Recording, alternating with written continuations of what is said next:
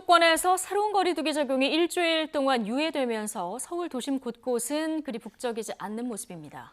홍대거리 술집에서 모임을 가진 원어민 강사발 감염 여파가 이어지는 가운데 특히 델타 변이 확산 추이가 걱정입니다. 현장 나가 있는 취재기자 연결해서 관련 내용 들어보겠습니다. 엄윤주 기자. 네, 서울 홍대거리에 나와 있습니다. 예. 자, 확진자가 늘면서 수도권 새 거리두기 적용이 유예가 됐는데요. 지금 거리 표정 어떻습니까? 네, 우선 수도권 표정은 그대로입니다. 오늘부터 이 사적 모임 금지 조치는 5명 이상 여전히 할 수 없고요. 이 유흥주점은 영업 금지, 또 식당과 카페 등은 밤 10시 영업 제한 조치가 그대로 유지됐습니다. 제가 나와 있는 홍대거리 점심시간이 다가오는 건데도 불구하고 사람이 별로 없고 한산한 모습입니다. 최근 잇따라 확진자가 발생하면서 그것이 조금 영향을 미친 것으로 보입니다. 수도권 지자체는 유예 기간이 지난 오는 8일부터 14일까지는 기존의 발표대로 6명까지 모임을 허용하고 그 이후에는 8명 모임을 허용할 계획입니다. 하지만 이마저도 어디까지나 계획이라 감염 확산세가 더 커지면 유예 기간이 연장될 수도 있습니다.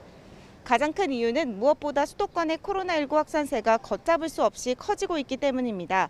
활동 반경이 넓고 백신 접종 순서에는 상대적으로 밀린 20대에서 50대 청장년층의 확진 증가세가 눈에 띕니다. 특히 원어민 강사 모임에서 시작돼 경기 지역 어학원을 매개로 번진 집단 감염이 심상치 않습니다. 경기도가 조금 전 발표한 원어민 강사 모임발 신규 확진자가 4명 더 추가되면서 관련 확진자는 최소 217명입니다. 무작위 추출 분석을 시행한 결과 지금까지 델타 변이 감염자는 이 가운데 9명 확인되는데요. 다만 전체 감염자를 대상으로 나온 게 아니다 보니 델타 변이 감염자 수는 더 늘 것으로 보입니다. 델타 변이의 전파력이 기존 바이러스의 2.7배, 영국 알파 변이의 1.6배인 것으로 미루어 보면 최근 거침없는 확산 속도에도 영향을 미친 것으로 보입니다. 이 같은 이유로 이번 집단 감염이 지난해 5월 발생한 이태원 클럽발 확산을 넘어설까라는 목소리도 나오는데요. 문제는 관련 확진자 수가 더 늘어날 가능성이 높다는 겁니다.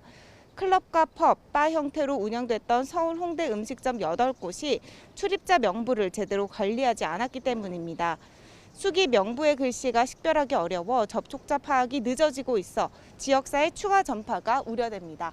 지금까지 서울 홍대거리에서 YTN 엄윤주입니다.